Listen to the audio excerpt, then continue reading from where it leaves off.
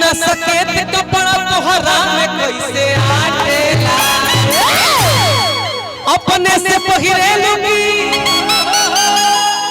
अरे हो करिया था पहिरावेला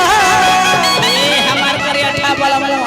इहे बात हमारा दिमाग में नया एगो गाना हम गौलरनिया वेब कंपनी के माध्यम से अब बड़ी सुपर हिट गाना भइला बे बाबा गाना के भाव रहे औरतिया कहते कि ए राजा जी कह ए राजा जी का हो ए राजा जी आई हो हमार करेजा ए हमार करेजा ए राजा जी हई लइका बड़ी इंस्टाग्राम रील चलावत रह सब फेसबुक रील चलावत रह सब अब बड़ी घड़ी करिया करिया ब्लाउज या करिया करिया साड़ी चलता कुसुम रंग के साड़ी चलता राजा जी केकर संगत पकड़ लेले बड़े रे शिवरात्रि के मेला लगल बा रामपुर घाट में तनी लेके आ जाता दिल्ली से तो हमहू पहन लेती तो कितना अच्छा लागे लेके आओ तने और अतिया कहते बड़ी भाव से का कहते हो का होत है आवतन कोई के न करिया हर की जाके की न लिगो तो बजरिया आप लोग का डांस हम भी देखना चाहते हैं यही गाना पर डांस होई यही गाना पर ई अलग एक प्रोग्राम में हो ए प्यास सब के देखई हो डांस ई हनी सिंह वाला ना ई विशाल भगत वाला कार्यक्रम है कि आवतन कोई के हर की जाके की न लिगो तो बजरिया ए भैया अरे की कुसुमर सड़िया राजा जी ब्लाउज को करिया राजा जी कुसुमर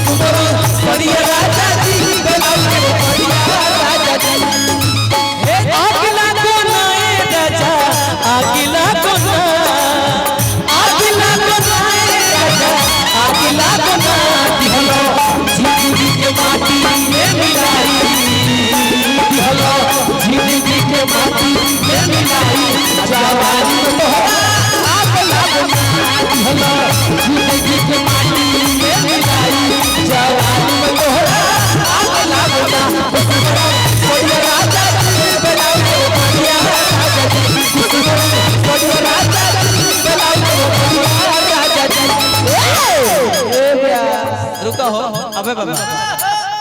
मुर्गी मारती है कुछ नहीं करना है घूमना है समझ गए इस तरह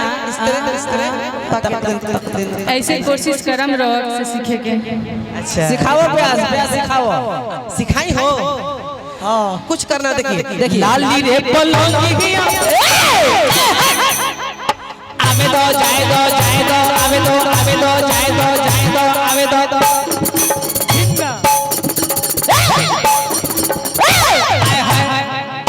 आवे दो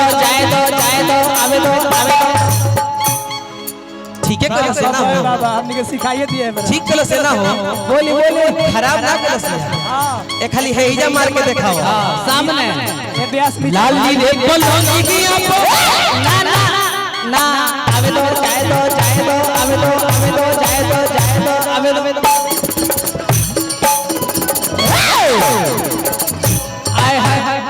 एक खाली ब्यास हो जा लाली रे पलंगी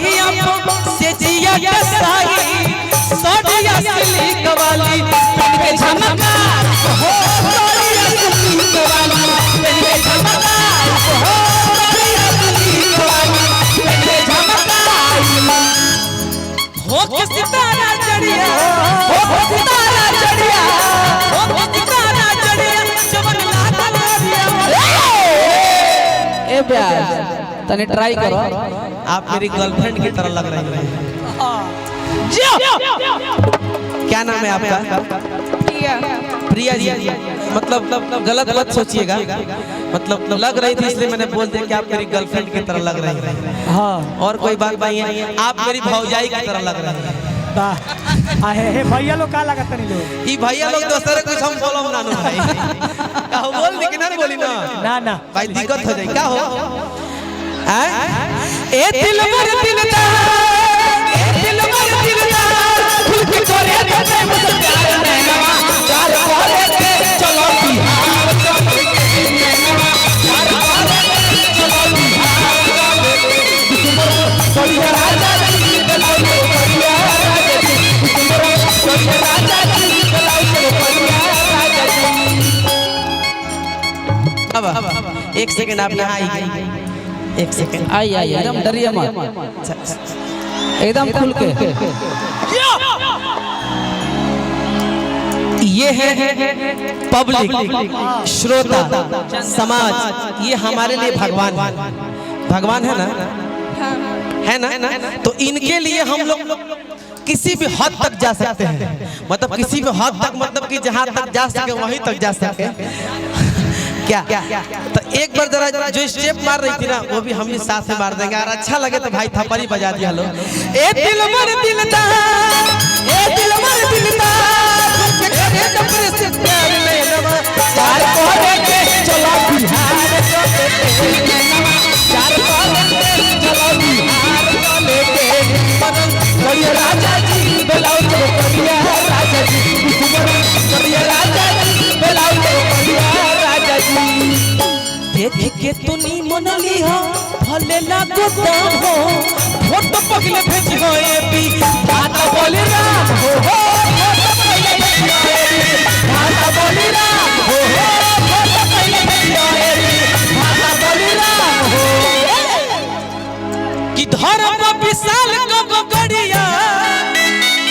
हर की खोल के राखो दिल के केवड़िया केहू में नाचेला कि ना नाचेला तनी खड़ा होकर वो इजे खड़ा हो जा केहू ना नाचेला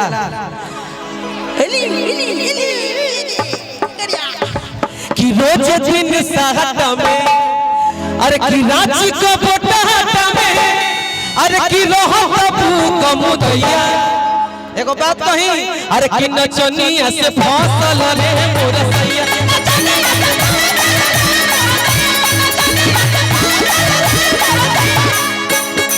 मैं चाहता हूँ कि ज्योति माही जी जरा मंच पे आइए आप। हाँ आइए आपको भी देखना है बुलाई ना हो ए तेरी मजे सब लोग बोले